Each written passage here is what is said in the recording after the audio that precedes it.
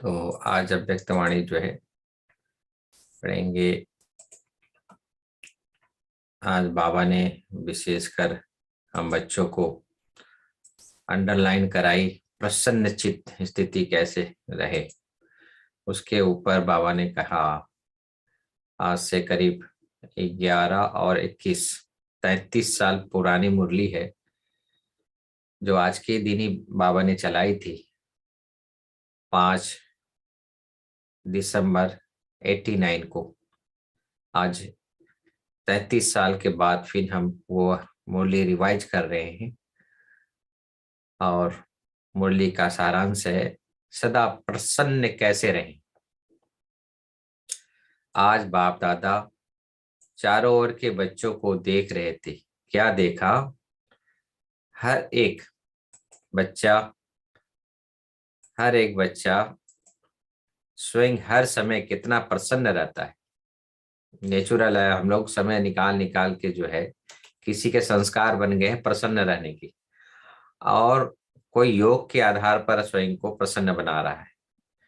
तो वही बाबा देख रहे हैं, हर एक बच्चा स्वयं के हर समय कितना प्रसन्न रहता है, साथ साथ दूसरों को भी स्वयं द्वारा कितना प्रसन्न करते हैं, क्योंकि परमात्मा सर्व प्राप्तियों के प्रत्यक्ष रूप में प्रसन्न ही चेहरे पर दिखाई देता है। प्रसन्नता ही चेहरे पर दिखाई देता है, क्योंकि परमात्मा सब प्राप्तियों के प्रत्यक्ष स्वरूप में प्रसन्नता ही चेहरे पर दिखाई देता है। आप देखे होंगे जब बाप दादा आते हैं, गुलजार दादी के तन में जैसे आए, चेहरे में हल्की सी मुस्कुराहट आ जाती है ना। तो वो वही एक आधार है कि आभामान उनके जीवन से उनके चेहरे से झलकती है।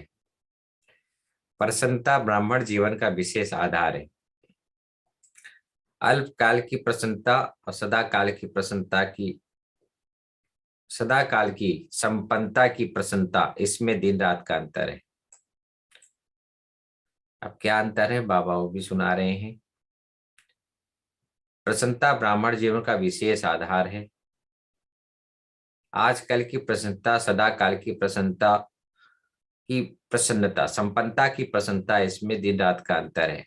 अल्पकाल की प्रसन्नता अल्पकाल के प्राप्ति वाले के चेहरे पर थोड़े समय के लिए दिखाई जरूर देती है, लेकिन रूहानी प्रसन्नता स्वयं को तो प्रसन्न करती ही है, परंतु रूहानी प्रसन्नता के वाइब्रेशन अन्य आत्माओं तक भी पहुंचते हैं। आप समझ गए होंगे हम बाबा के मुंडी चलाने का कारण क्या है कि जितना हम रूहानियत माना आत्म भान में रहते हैं, उतना हमारी वाइब्रेशन जो है पूरे घर परिवार में पड़ती है। आज घर परिवार में कोई छोटा बच्चा है, वो मुस्कुराता रहे तो कितना अच्छा लगता है ना। ऐसे सदा मुस्कुराता रहे तो और अच्छा लगता है। तो जो सदा मुस्कुराते हैं उसके चेहरे है, इसका मतलब वो आत्म अभिमानी है। और यही स्थिति हम सतयुग में हम लेकर आते हैं। सतयुग में हमारी स्थिति एकदम सेम टू सेम यही रहती है कि हम आत्म अभिमानी स्थिति से भरपूर रहते, लबालब रहते हैं। तभी हम जीवन मुक्ति जिसको कहते हैं, हम इस तन में है, लेकिन तन में जो भी क्रियाएं हो रही है उसका प्रभाव हमारे ऊपर नहीं पड़ रहा है। इसको कहते हैं जीवन मुक्त आत्म अभिमानी स्थिति। तो बाबा कहता है, अन्य आत्माएं भी शांति और शक्ति के अनुभूति करती हैं। जैसे फलदायक वृक्ष अपनी शीतलता की छाया में थोड़े समय के लिए मानव को शीतलता का अनुभव कराता और मानव प्रसन्न हो जाता है, ऐसे परमात्मा प्राप्तियों के फल संपन्न रूहानी प्रसन्नता वाली आत्माएं दूसरों को भी अपने प्राप्ति की छाया में तन मन की शक्ति और शांति की अनुभूति कराती है। नेचुरल है, जितना हम शांत स्वरूप में रहेंगे, प्रसन्न रहेंगे, शक्ति स्वरूप में रहेंगे, उतना वाइब्रेशन दूसरों तक पहुंचता ही है। प्रसन्नता के वाइब्रेशन सूर्य की किरणों समान वायुमंडल को, व्यक्ति को और सब बातें भुलाए सच्चे रूहानी शांति की खुशी की अनुभूति में बदल देता है। इसका मतलब आप समझ गए होंगे कि नेचुरल आने वाले हमारे जो स्थिति है माना हम योग में बैठते हैं तो हम अपना नेचुरल संस्कार बना दे कि हम मुस्कुराए, वाइब्रेशन जा रही है सारे विश्व में।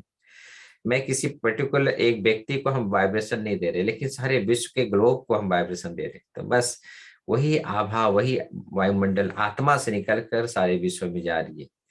तो ये जो है क्रिया, जो इसको कहते हैं रूहानियत की सेवा, रूहानी में रहकर सेवा, आत्म स्वरूप में स्थिति में रहकर सेवा। वर्तमान समय की अज्ञानी आत्माएं अपने जीवन में बहुत खर्चा करके प्रसन्नता में रहना चाहती हैं। आप लोगों ने क्या खर्चा किया? बिना पैसा खर्च करते भी सदा प्रसन्न रहते हो। नेचुरल है, जब बाबा मिला तो हम सदा ही प्रसन्न चित्त हमारी स्थिति हो जाती है। वह औरों की मदद से प्रसन्न रहते हो। बाबा पूछ रहा है कि जब सदा प्रसन्न रहते हो कि औरों की मदद से। जैसे कि हम कोई गीत सुन लेते हैं, कोई चीज देख लेते हैं तो प्रसन्न हो जाते हैं, कोई क्लासेस सुनते हैं तो प्रसन्न हो जाते हैं। लेकिन सदा प्रसन्न हम रहते हैं कि औरों की मदद से, माने साधन सुविधा के द्वारा हम प्रसन्न रहते हैं। तो ये तो नेचुरल है कि हम सतयुग में जब आत्मवानी होते हैं तो यहाँ से ही हमको नेचुरल वो भान लेकर जाना है ना। तो हमने बड़ी दादी को भी देखा कि कैसे बड़ी दादी प्रसन्न मुद्रा में अपने शरीर का त्याग किया। बाप दादा बच्चों का चार्ट चेक कर रहे थे, क्या देखा? हर एक सदा प्रसन्न रहने वाले और दूसरे हैं प्रसन्न रहने वाले। एक है सदा प्रसन्न रहने वाले और दूसरे हैं प्रसन्न रहने वाले। देखो यहाँ दोनों चीज एक ही शब्द है लेकिन भावार्थ अलग अलग है। सदा और प्रसन्न रहने वाले, माना एक होता है कंटिन्यू और दूसरा कभी कभी प्रसन्न रहने वाले। सदा शब्द नहीं है। प्रसन्नता भी तीन प्रकार की देखी, स्वयं से प्रसन्न, दूसरे द्वारा प्रसन्न और सेवा द्वारा प्रसन्न। देखो यहाँ भी बाबा ने बांट दिया प्रसन्नता को। अगर तीनों में प्रसन्नता है तो बाप दादा को स्वतः ही प्रसन्न किया है, स्वयं से भी, दूसरों से भी और सेवा से भी, जिसको बाबा कहता है लोकप्रिय और स्वयं प्रिय। अगर तीनों में प्रसन्न है तो बाप दादा को स्वतः ही प्रसन्न किया है, और जिस आत्मा के ऊपर बाप प्रसन्न है वह सदा ही सदा सफलता मूर्त है ही है, नेचुरल है। माँ बाप उसी को दुआएं लौटाते हैं जो सबके काम आए। बाप दादा ने देखा कई बच्चे अपने से भी अप्रसन्न रहते हैं। अब क्यों रहते हैं? आप कोई थोड़ी बीमारी आ गई या कोई बुखार आ गया, सर्दी जुकाम आ गया, अब बादल है तो नेचुरल कहीं कहीं बादल आते हैं तो फिर चले जाते हैं, है ना। कंटिन्यू थोड़ा ना कोई चीज रहता है। तो उससे क्या है, प्रसन्नता आ जाती है जीवन में। जो हमारी कंटिन्यूसली प्रसन्न चित्त स्थिति थी वहां पर बादल आने के कारण अप्रसन्नता रहती है। छोटी सी बात के कारण अप्रसन्नता रहती है। बार बार पहला पहला पाठ मैं कौन, इसको जानते हुए भी भूल जाते। उस समय देही आता था, आत्मा याद नहीं आती है। भाई शरीर में कहीं भी कहीं फोड़ा लग गया, किसी को ठोकर लग गया, वहां फूल गया, कुछ हो गया, तो वहां आत्मा कहाँ याद रहता है। तो वही बाबा कहता है, तो ऐसे स्थिति में भी अगर हमको कुछ हुआ है तो हम आत्म स्वरूप में हैं, वो अपना काम कर रहा है। हमने दादी गुलजार को देखा कैसे वो 2.5 साल तक अपनी बीमारियों को साइड रखते हुए अपनी स्थिति को एक रस साक्षी और सारथी बनकर पाठ बजाया। एक बहुत बड़ा मैं समझता हूँ कि उपलब्धि हासिल किया दादी ने। तो ऐसे ही हमें भी बनना है। पहला पहला पाठ मैं कौन, इसको जानते हुए भी भूल जाते हैं। तो आज तो बाप ने बताया है, दिया है, उसको भूल जाते हैं। बाप ने हर एक बच्चे को फुल वर्षी का अधिकारी बनाया है, जिसको पूरा जिसको आधा, किसको पूरा किसको आधा वर्षा नहीं दिया। किसको आधा चौथा मिला है क्या? आधा मिला है या आधा लिया है? बाप ने तो सभी को मास्टर सशक्तिवान वरदान का वर्षा दिया। ऐसे नहीं कि कोई शक्ति बच्चों को दी और कोई नहीं दी, अब अपने लिए ही रख ली। अपने लिए नहीं रखी। सर्व गुण संपन्न बनाया, सर्व प्राप्ति स्वरूप बनाया, लेकिन बाप द्वारा जो प्राप्तियां हुई है उसको स्वयं में समा नहीं सकती। जैसे स्थूल साधन साधन प्राप्त होते भी खर्च करना न आए, जो हमें साधन मिला हुआ है उसको खर्च करना ना आए, वह साधनों को यूज करना ना आए, तो प्राप्ति होते भी उससे वंचित रह जाते हैं। ऐसे सब प्राप्तियों वह खजाने सबके पास है, लेकिन कार्य में लगाने की विधि नहीं आती है और समय पर यूज करना नहीं आता है। फिर कहते हैं मैं समझती थी कि ये करना चाहिए या नहीं करना चाहिए, लेकिन उस समय भूल गया। अभी समझती हूँ कि ऐसा नहीं होना चाहिए। अब भाई समय बीतने के बाद, गाड़ी छूटने के बाद थोड़ा ना, जो समय जैसा हो ऐसे अपने आप को बना लो, जैसा बना लो भी लो और समझ भी लो, है ना। लेकिन उस समय भूल जाती, अभी समझती हूँ ऐसा नहीं होना चाहिए। उस समय एक सेकंड भी निकल गया तो सफलता की मंजिल पहुंच नहीं सकते। इसको कहते हैं डिसीजन पावर। और ये एकाग्रता की शक्ति से प्राप्त होता है। निर्णय शक्ति हम बढ़ाना है तो एकाग्र अपने आप से, बाबा से कंबाइंड होने का अभ्यास जरूर करेंगे, तभी हम हर चीज में डिसीजन ले पाएंगे। क्योंकि समय की घड़ी निकल गई, चाहे एक सेकेंड लेट किया, चाहे एक घंटा लेट किया, समय निकल गया। तो निकल गया ना। जब समय की घड़ी निकल जाती है तो फिर स्वयं से दिल शिकस्त हो जाते हैं, अप्रसन्नता के संस्कार इमर्ज हो जाते हैं। नेचुरल है कि गाड़ी निकल जाने के बाद क्या हालत होती है, सोचो। हाँ, मेरा भाग ही ऐसा है, मेरा ड्रामा में पार्ट ही ऐसा है, पहले भी सुनाया था। स्वयं से अप्रसन्न रहने के मुख्य दो कारण हैं। एक है दिल शिकस्त होना, दूसरा कारण होता है दूसरों की विशेषता, भाग के पार्ट को देखकर ईर्ष्या उत्पन्न होना। अब ईर्ष्या का देखने के दिल शिकस्त हो गए तो नेचुरल है, थोड़ा ढीलापन आ जाता है, वहां पर आलस्य आ जाता है। तो ये सब आस्ते आस्ते एक एक कमजोरी दूसरे कमजोरी को खींच के लेकर आती। तो बाबा कहता हिम्मत कम होती है, ईर्ष्या ज्यादा होती है। दिल शिकस्त भी कभी प्रसन्न नहीं रह सकते। जो दिल शिकस्त है, माना शक्ति से भरपूर नहीं है, तो वो कभी प्रसन्न नहीं रह सकते। और ईर्ष्या वाला भी कभी प्रसन्न नहीं रह सकता, क्योंकि वो जेलसी करेगा ना वो दूसरों के, क्यों आए। इसीलिए कुछ दिन पहले बाबा ने मूल्य क्या, मैं केकड़ों को देवता बनाता हूँ, कीकड़े हैं उनको देवता बनाता हूँ। तो ईर्ष्या वाला भी कभी प्रसन्न नहीं रह सकता है, क्योंकि दोनों हिसाब से ऐसी आत्माओं की इच्छा कभी पूर्ण नहीं होती। इच्छाएं अच्छा बनने नहीं देती, इसलिए प्रसन्न नहीं रहते। प्रसन्न रहने के लिए सदा एक बात बुद्धि में रखो कि ड्रामा की नियम प्रमाण संगम युग पर हर एक ब्राह्मण आत्मा को कोई न कोई विशेषता मिली हुई है। चाहे माला का लास्ट 16,000 वाला दाना हो, उनको भी कोई ना कोई विशेषता मिली हुई है। बाबा 16,000, यहाँ तो हम 2 लाख जो सतयुग में आने वाले हैं उनको देख रहे हैं, उनका सिलेक्शन चल रहा है, क्योंकि 16,000 तो फाइनल हो चुका है। उनको भी आगे देख, 9 लाख जो गाए हुए हैं उन्हें भी कोई ना कोई विशेषता मिली हुई है। अपनी विशेषताओं को पहले पहचानो। अभी तो 9 लाख तक पहुंचे ही नहीं हो। उस समय 9 लाख नहीं था, उस समय 6 लाख था। अभी 11 लाख है, 11-12 लाख है ब्राह्मण आत्माओं की संख्या। तो ब्राह्मण जन्म के भाग्य की विशेषता को पहचानो और कार्य में लगाओ। सिर्फ दूसरे की विशेषता को देख करके दिल शिकस्त और ईर्ष्या नहीं लाओ, लेकिन अपनी विशेषता को कार्य में लगाने से एक विशेषता फिर और विशेषताओं को लाएगी। एक के आगे बिंदी लगती जाएगी तो कितने हो जाएंगे। एक को एक बिंदी लगाओ तो 10 बन गया, दूसरी बिंदी लगाओ तो 100 हो गया, तीसरी बिंदी लगाओ तो 1000 हो गया। तो यह हिसाब तो आता है ना। कार्य में लगाना अर्थात बढ़ना। दूसरों को नहीं देखो, अपनी विशेषता को कार्य में लगाओ। जैसे देखो, बाप दादा सदा भोली भंडारी, माने भोली दादी, जहां मैं सेवा किया हूँ, जब मधुबन में आया था पहली बार भोली दादी के पास, हम वहाँ सेवा की। उन्होंने मुझे अचार बनाना सिखाया, और वो अचार हम शांतिवन, ज्ञान सरोवर, पांडवन सब जगह हम देते थे बना बना के। तो अचार कैसे बनता है वो भोली दादी ने हमें सिखाया।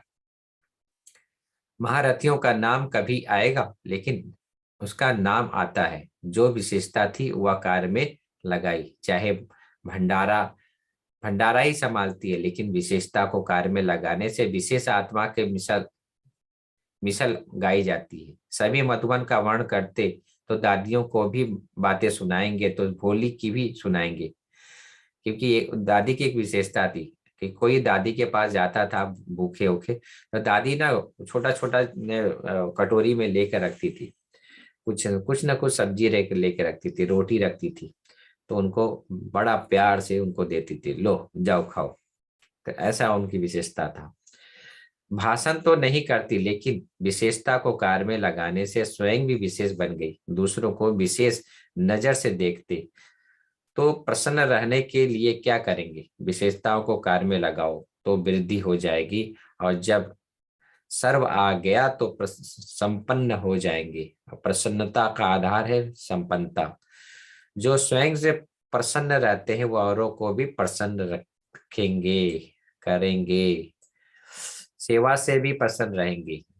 जो भी सेवा मिलेगी उसमें औरों को भी प्रसन्न कर सेवा में आगे ले लेंगे।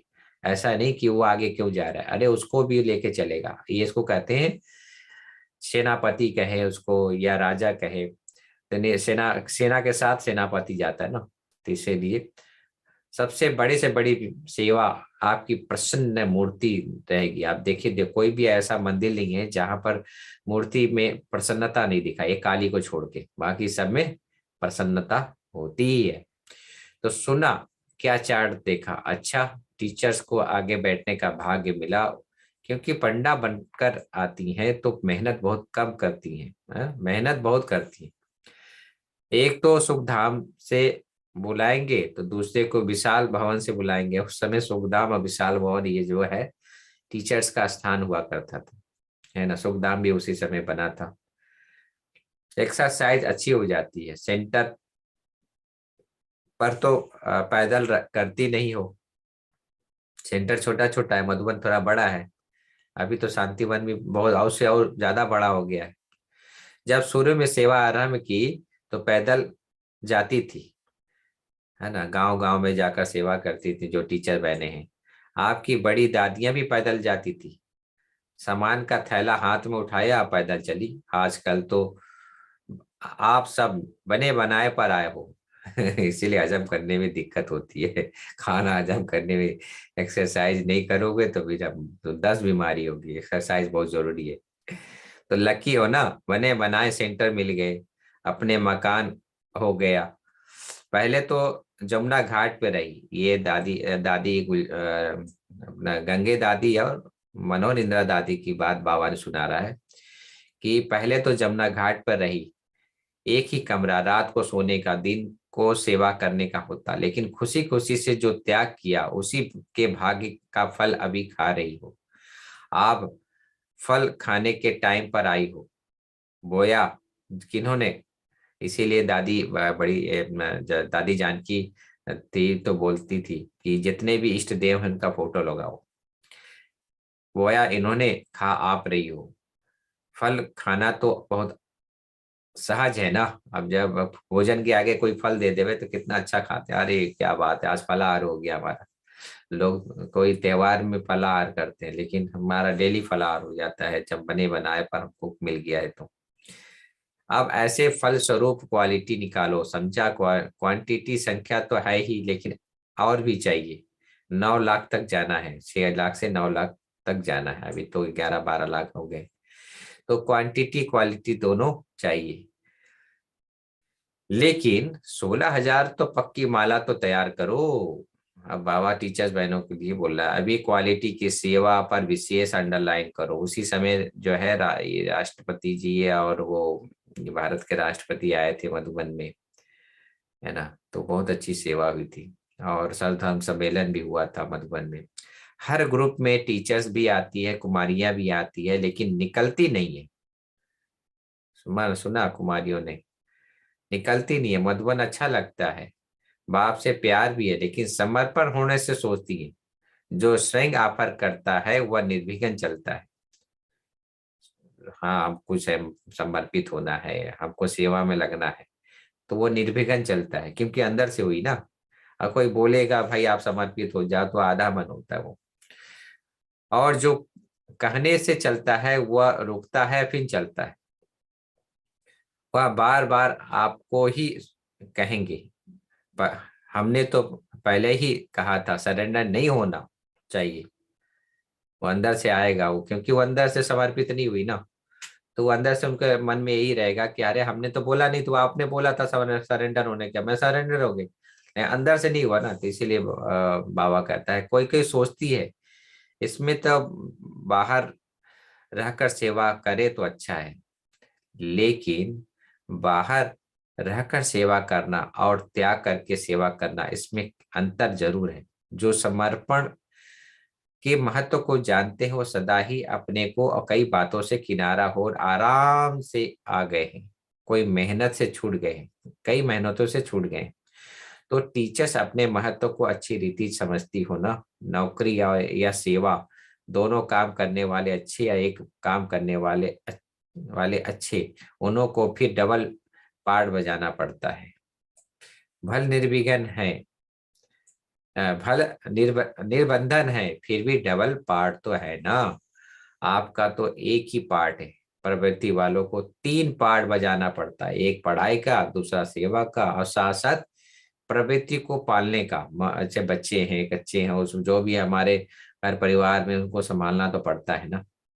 आप तो सब बातों से छूट गई। अच्छा, सदा सर्व सदा प्रसन्नता की विशेषता संपन्न श्रेष्ठ आत्माएं, सदा अपने विशेषता को पहचान कार्य में लगाने वाले सेंसेबल एसेंसफुल आत्माओं को, सदा प्रसन्न रहने वाले, प्रसन्न करने की विशेष श्रेष्ठता वाली महान आत्माओं को बाप दादा का याद प्यार और नमस्ते। आज का वरदान स्लोगन पढ़ लेते हैं। आज की वरदान है सदा सामना करने की शक्ति द्वारा सेवा में सफलता प्राप्त करने वाले रूहानी सेवाधारी भव। रूहानी सेवाधारियों को सेवा के सिवाय कुछ भी क्षमता नहीं है, सूझता नहीं है। वे मनसा वाचा कर्मणा सर्विस में एक सेकेंड में रेस्ट नहीं लेते। अब रात को सोते हैं तो भी वो आत्मा में अभिमानी होकर सोते हैं, सोल कॉन्शियस, ऐसा नहीं कि मैं शरीर को रेस्ट दे रही हूँ। आत्मा को, शरीर जो है, मन और बुद्धि क्या करती, मैं आत्मा हूं, मैं आत्मा हूं, बस ऐसे करते करते सो जाती, तो एक सेकेंड भी रेस्ट नहीं लेती, इसलिए बेस्ट बन जाते हैं। तो सेवाओं में सफलता प्राप्त करने के लिए सदा यही स्लोगन याद कर रखते हैं कि सामना और समाना, यह यही हमारा निशाना है। हमें समाना भी है और सामना भी करना। वो अपने पुराने संस्कारों को समाते हैं, सामना माया से करते हैं, नहीं कि दैवी परिवार से। कई लोग गल उल्टा ले लेते हैं, है ना। तो हमको ध्यान रखना पड़ेगा कि हमें किसी से हम सामना नहीं करना है, बल्कि अपने जो पुराने संस्कार है उससे सामना करना है। ऐसे बच्चे जो नॉलेजफुल के साथ साथ पावरफुल भी हैं, उन्हों को कहा जाता है रूहानी सेवाधारी, है ना। हम घर परिवार में रहते हैं तो हम अपने भाई बहन से थोड़ा लड़ाई झगड़ा, प्यार से रहते हैं, उनकी बातों को सहन कर लेते, समा लेते। तो आज का स्लोगन है, छोटी बात को बड़ा नहीं करो, वातावरण को शक्तिशाली बनाओ। अगर कोई गलती करता है या किसी प्रकार का अपशब्द का प्रयोग करता है, तो उसकी बातों को ना देखकर हम बाबा को देखें और साक्षी हो जाएं। जितना हम साक्षी रहेंगे, माना कि आप देवी बन गए, आप देने वाले बन गए। रूहानी सेवादारी, शुभ भावना, कोई बात नहीं, इसका कोई गलती नहीं, क्योंकि उसके संस्कार ऐसे। तो इस भावना से अगर हम अपने सूक्ष्म वाइब्रेशन से सेवा करते हैं तो बहुत बड़ी सेवा होती है। अभी हम चलते हैं हमारे पिंकी बहन, आप सुनाए दैवी दिनचर्या।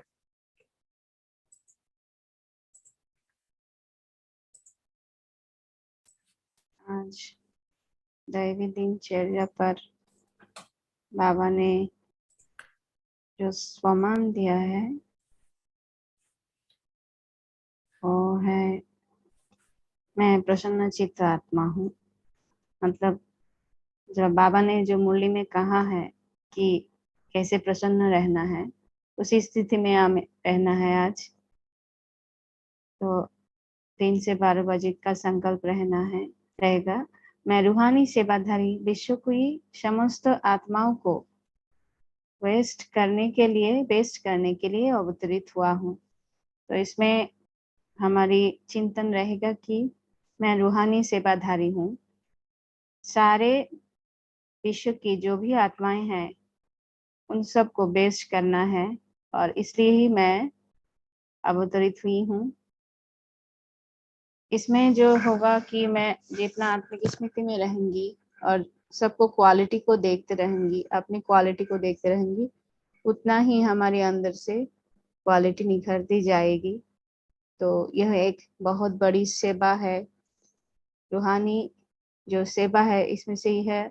हमारी जो क्वालिटी है उसे अपने कार्य में लगाना है। बाबा जैसे मुरली में कहा है, बाबा तो बहुत सारे गुण दी है, जो तो जितना हम अपनी क्वालिटी को कार्य में लगाएंगे उतना ही हमारी क्वालिटी बढ़ती जाएगी। हमें किसी और को नहीं देखना है, अगर देखना भी है तो उसकी क्वालिटी को देखना है, किसी की गुण को देखना है।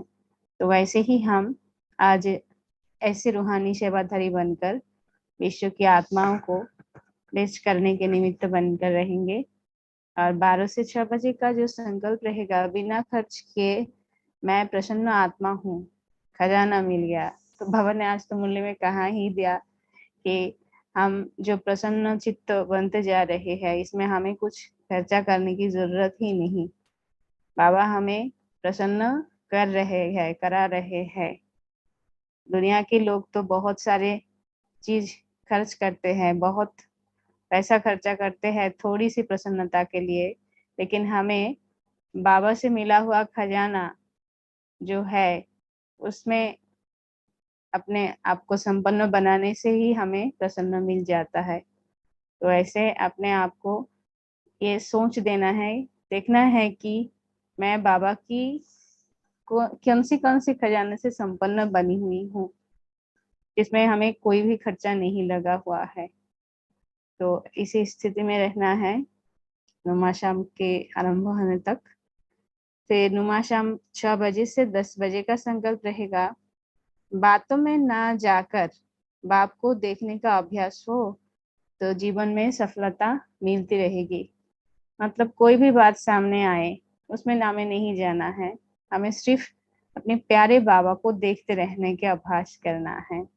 क्योंकि जितना हम बाबा को देखते रहेंगे, बाबा के साथ कंबाइंड होते जाएंगे, उतना हमारे अंदर वो जो निर्णय शक्ति है वो मिलती रहेगी। क्योंकि हम जब बाबा को देखेंगे, बाबा के साथ कंबाइंड होकर रहेंगे, हमारे अंदर एकाग्रता बहुत ज्यादा बढ़ती जाएगी और बाबा से शक्ति और खजाना से फिर से भरपूर होते जाएंगे। फिर जब कर्म करेंगे उसमें हमें सफलता मिलती रहेगी। और इसमें जो बाबा ने नोट्स दिया है, खुशी बढ़ती है स्नेहयुक्त व्यवहार से, न कि नफरतों से। तो नफरत करने की तो बात बाबा कभी भी किसी से करने को नहीं कही है। बाबा हमें सबको आत्मिक दृष्टि से देखने को कहा है, सबसे स्नेहयुक्त व्यवहार करने को कहा है।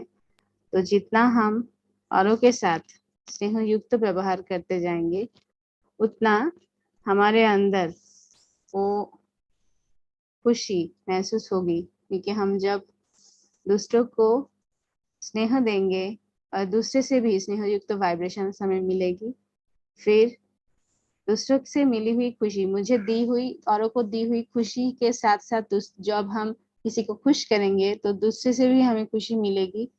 फिर हम वैसे ही स्नेह खुशी से भरपूर होते जाएंगे और नफरत की आसपास भी हम नहीं रहेंगे। क्योंकि बाबा कहते हैं कि किसी से नफरत नहीं करना, जो जैसा करता है ऐसा उसे मिलता है। कोई हमें नफरत करते हैं तो भी हमें उसे आत्मिक दृष्टि से उसकी पार्ट को देखकर, ड्रामा में उसका पार्ट ऐसा है ऐसे समझ करके हमें चलना चाहिए। हमें किसी से कोई नफरत नहीं करनी है। बाबा के बच्चे हैं, ऐसे स्मृति से रहना है और गुण लेना है सबसे। ओम शांति।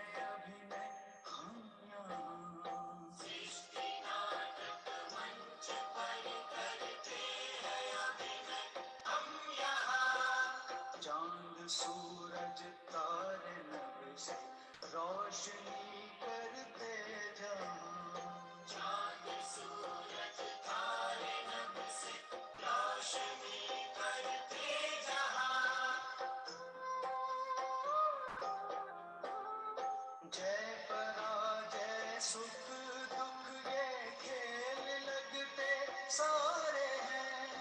जय पराजय सुख दुख ये खेल लगते सारे हैं, खेल लगते सारे